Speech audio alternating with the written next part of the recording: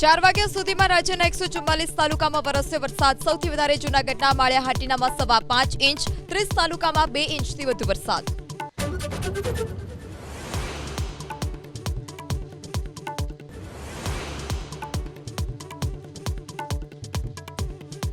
નવસારીના બોરસી ગામમાં પ્રવેશ્યા દરિયાના પાણી. લોકો સુરક્ષિત સ્થળે જવા મજબૂર. પ્રોટેક્શન વોલ ન હોવાથી પાણી પ્રવેશ્યા હોવાનો સ્થાનિકોનો આરોપ.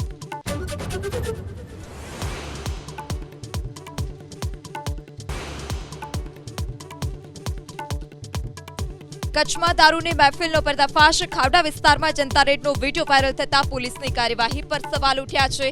કાર સાથે 5 લાખનો દારૂ જપ્ત.